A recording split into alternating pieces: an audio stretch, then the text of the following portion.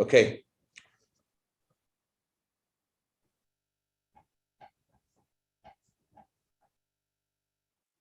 All right. We're going to learn the Farbrengen that the Rebbe delivered on the first year of his leadership after Yud Shvat, Tafshin. Sorry? What year was that? This was in Tafshin Yud Aleph. Actually, wasn't officially after the Rebbe said the first discourse in Bas Lagani and Yud Shvat. Actually, it was. I'm sorry. But I mean, that was Gregorian year. Well, going in 1951. 1951. The truth is, it was still 1950, I think. Okay, Tafshin Yud Aleph before January 1st, so it's still I think it's still 1950, but it was after. Okay, I got everyone confused over here, including myself with the dates. Yes, Tafshin Yud is the year the previous Rebbe passed away, 1950. The Rebbe accepted the leadership of Chabad a year later on 10th, 11th of Shvat, 1951. But that was right after January. This Farbrengen was before the Rebbe accepted the leadership officially of Chabad on Parshas Lech. Let's go right to it. Okay. My father-in-law explained in one of his talks, the Alter Rebbe says you have to live with the times. And Hasidim had a very great difficulty trying to figure out what does the Alter Rebbe mean when he says live with the times. Obviously, he doesn't mean to live with the fashion of Paris and the literature of London. So what does Alter Rebbe mean when he says living with the times? So the Alter Rebbe's brother, the Maharil, explained that this means to live with the Parsha of the week. The week of Parshas Bereishis, in general, is called a joyous week, although the end of the Parsha isn't so enjoyable, isn't so geschmack. The week of Parshas Lech is a little bit of a negative, dreary week. We read about the flood and the generation that built the tower.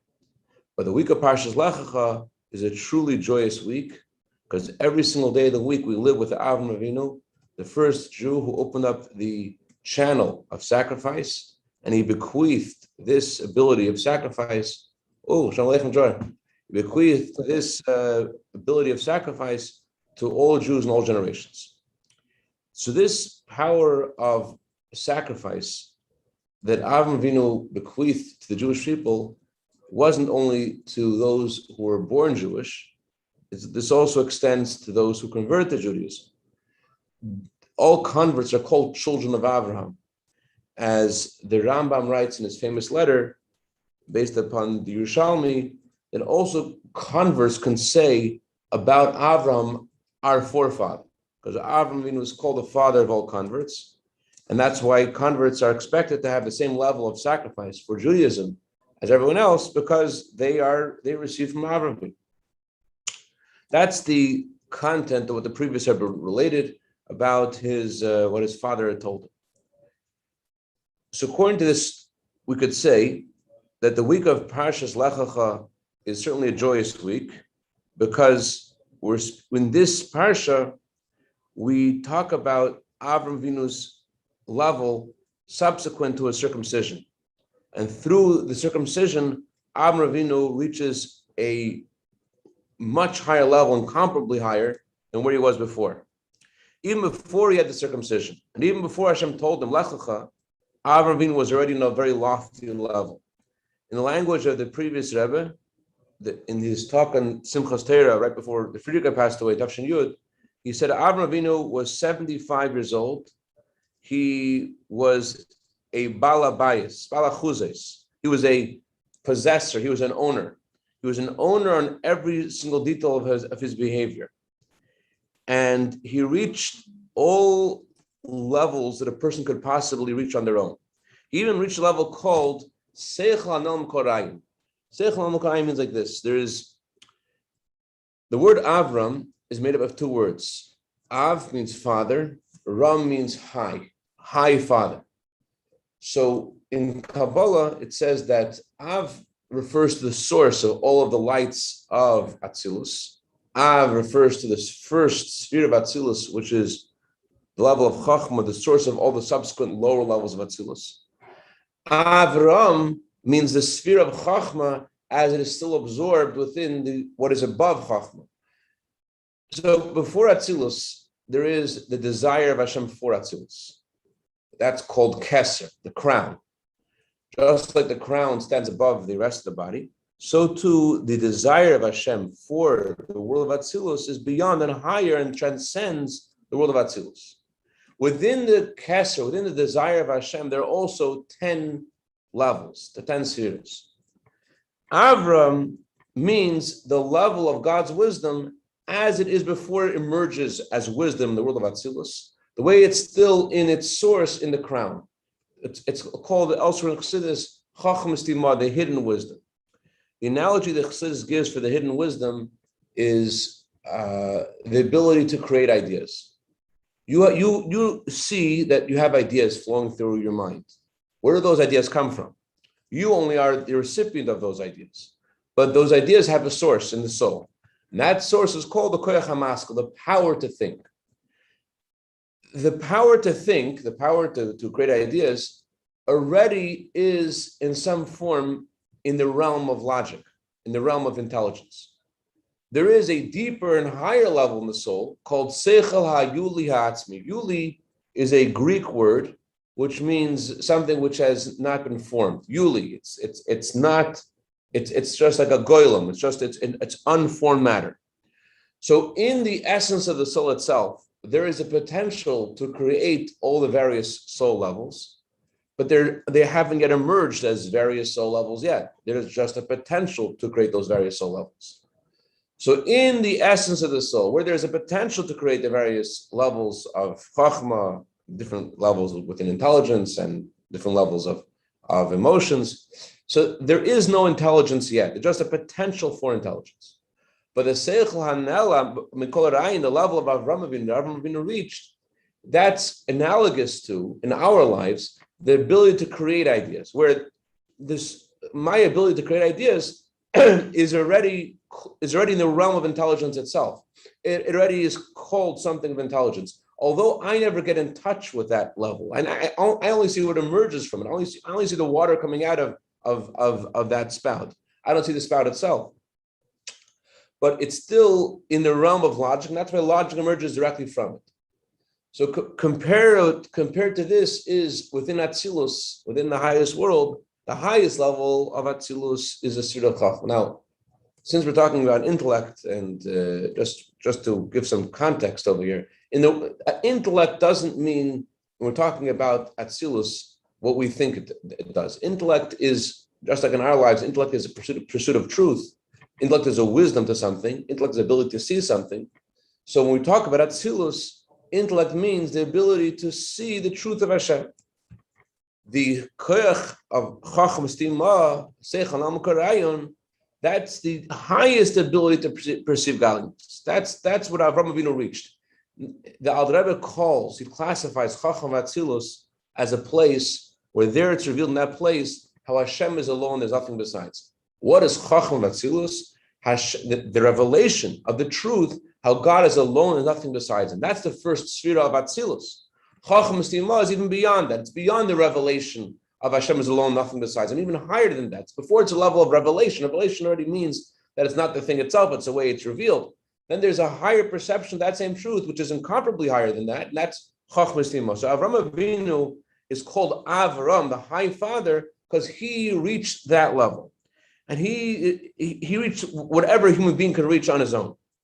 And when he was on this highest of levels, that can't get higher than that, that's when God told him, leave your house, leave your birthplace, go even higher.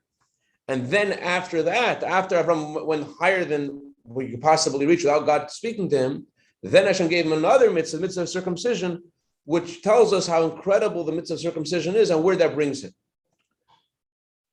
All of the levels that Avram Avinu reached before he was circumcised were all things he reached with his own power.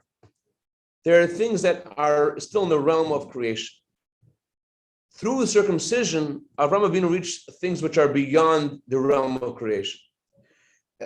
Things that God gave him as a gift. Like it says in the Torah, God will circumcise your heart. The thing that a person does through the act of circumcision is merely to remove the what prevents the revelation. But the revelation itself, it is achieved through circumcision, is not something we can reach on our own. It's something which comes from above. We just make the scene, we make the stage for this revelation to occur. But the revelation is something which is far beyond what a human being can reach. That's the Chassidus gives an analogy elsewhere of mine in Etam. It says in the Beis Hamikdash, the mikveh the Kohen Gadol would immerse into was 23 amos high, 23 cubits high, about 50 feet high. How does the Gemara know that was the height of this mikveh? So Gemara says because this mikveh was filled with a spring from an etam. Mine in etam, the spring emerged from a place that was 23 amos high. And so it's impossible that it fills a space which is above that. You can't have something receiving from a spring and be higher than the spring itself. If it gets from the spring, the highest it could be is the spring itself. So too with Avraham Avinu. If Avraham Avinu is able to reach a certain level, he's only able to reach that what a human being can reach. He can only reach that what God gave him. Circumcision, however, is something that Hashem gave him as a gift beyond what a human being can reach. There's a similar concept in Tanya. It says that angels come to hear Torah insights that we create. Why do angels come to hear Torah insights that we create? Because our soul is in a body, and the Torah that we reveal through our efforts that Torah information was previously hidden and captured in exile in Klippa. And in order for me to get to that insight, I have to ignore whatever my body wants, ignore all physical pleasures, and to go for the Torah, to reveal the insights in Torah which were previously hidden, that wasn't revealed before.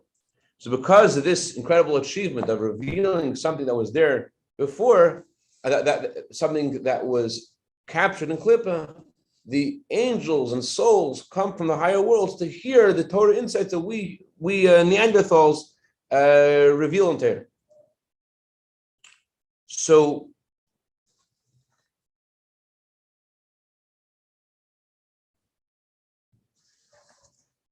one second. Yeah. So our efforts are about taking away those sparks of Hashem that were hidden in the clip. They were there before.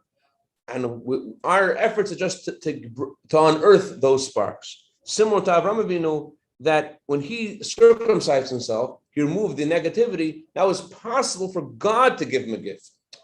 Elsewhere, Chassidus says that Avraham Avinu did a lot of great things before God spoke to him, but the Torah doesn't talk about all those things. When did Avraham Avinu become Jewish? His Jewishness was God spoke to him. His greatness wasn't in his devotion to Hashem.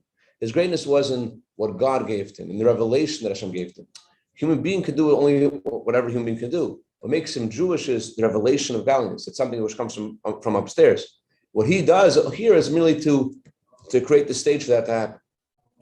So what happens to Avraham Avinu through the circumcision is comparable to birth, that the child becomes a whole new entity.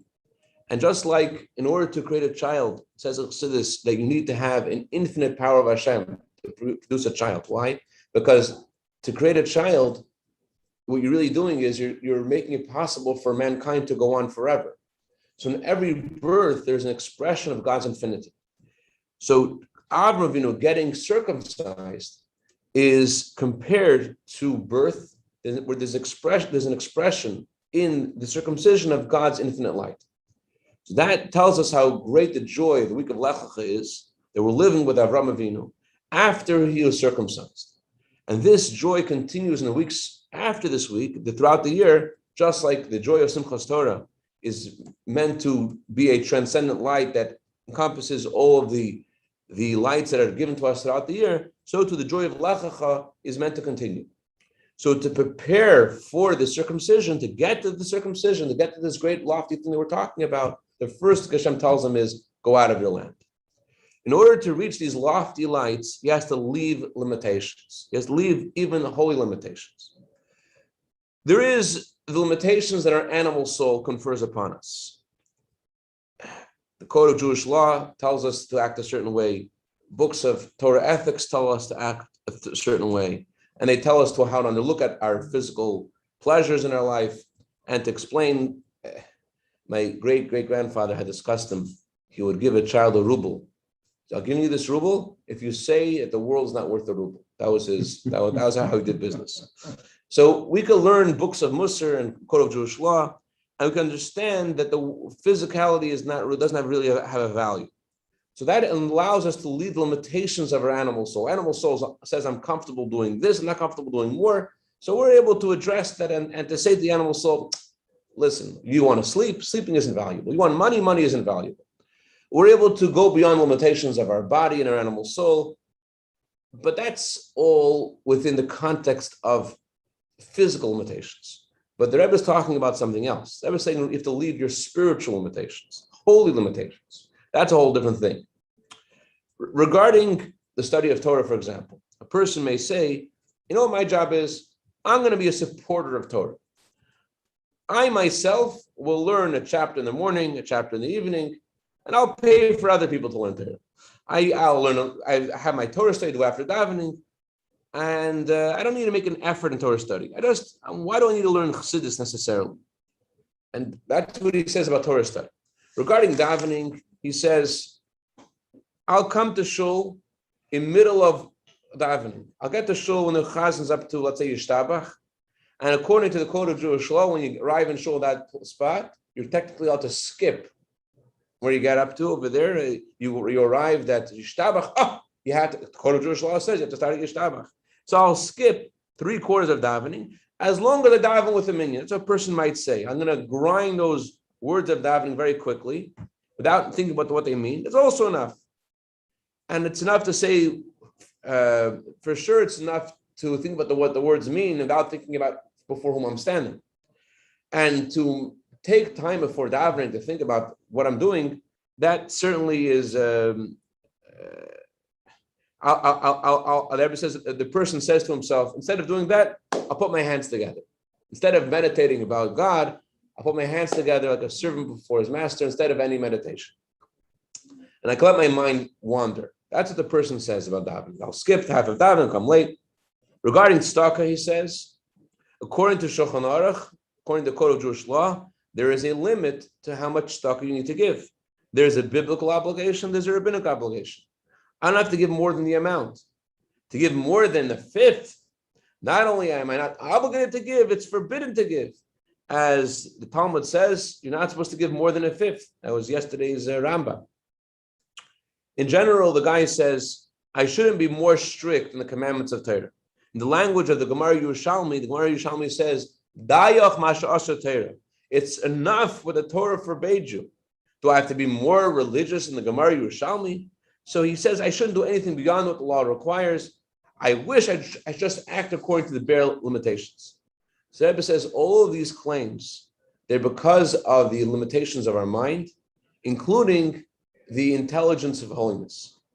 The Friedrich Rebbe once said that in America, there is a disease. And the disease in America is called menmeg. Have you studied about that disease in Lecha University?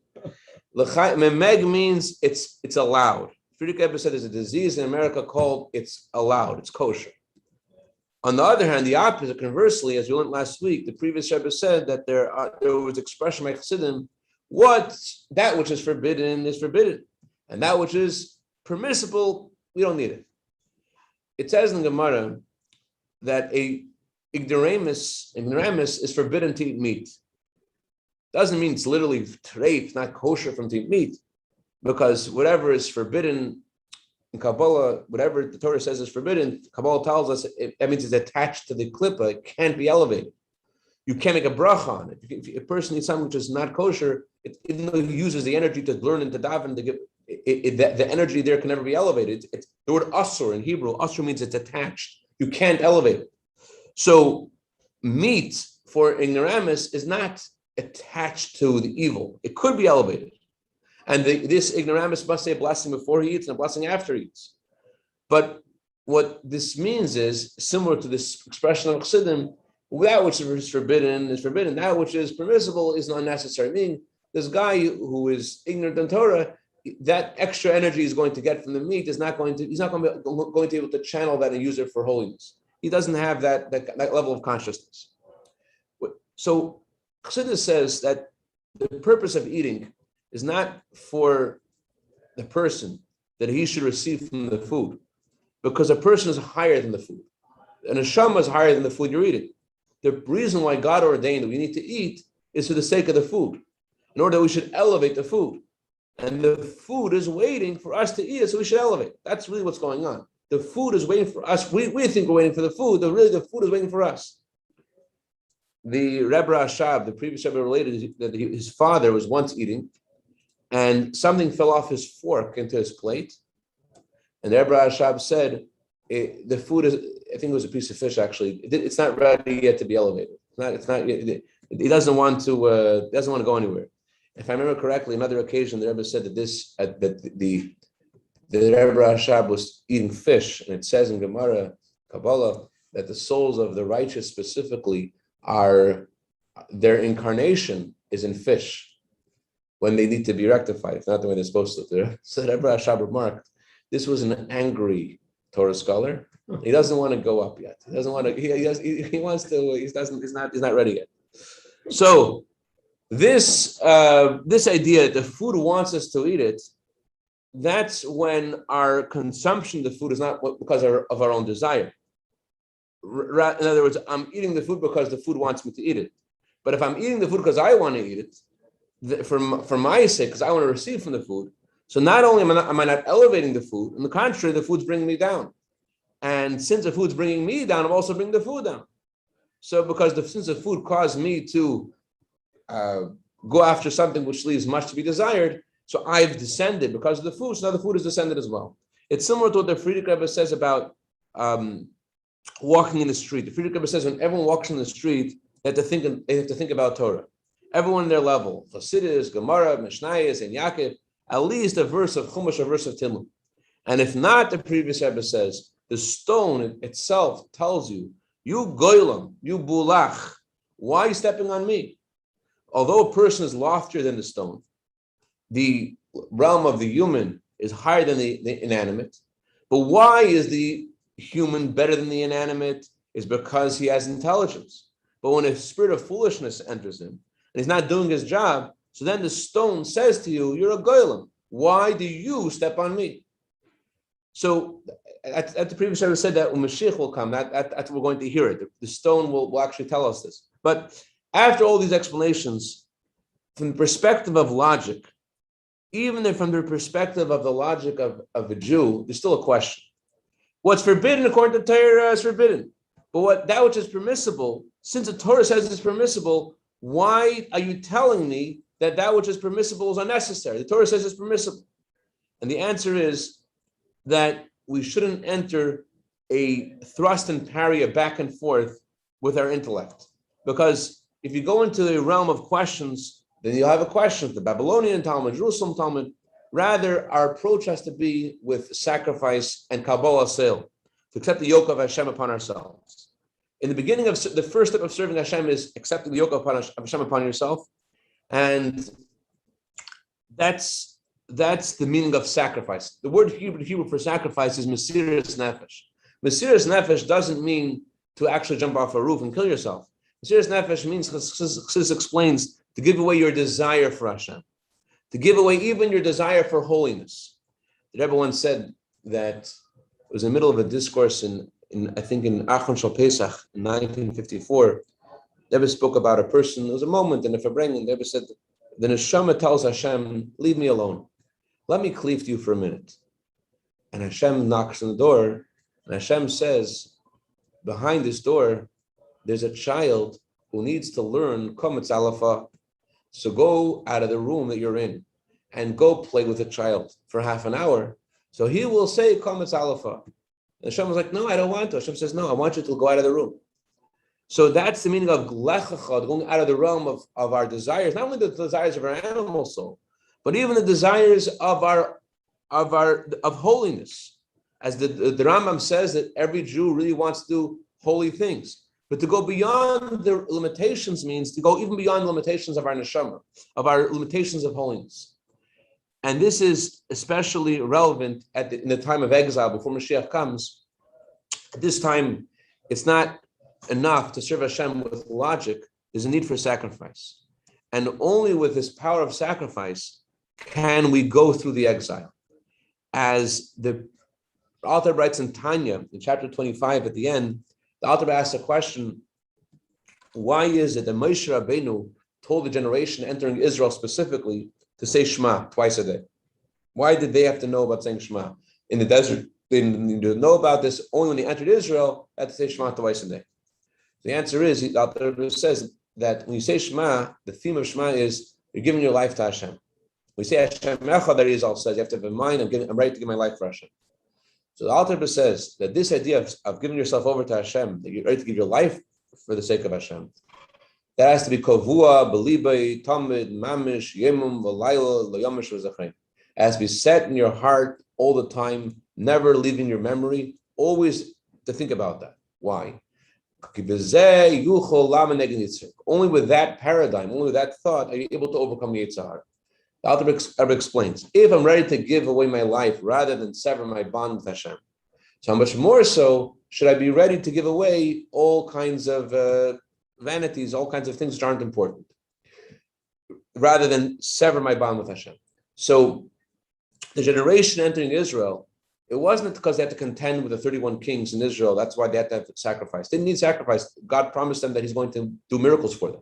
The sacrifice they needed was in order to overcome their own limitations within themselves. So similarly, in the time of exile, there's more of an emphasis of sacrifice than time of the Beis Hamikdash. Time of the Beis Hamikdash, so they didn't need to have so much sacrifice. Things were obvious. So too regarding Avram Avinu. When he started to go into exile, God said to him, Lecha, go beyond your limitations.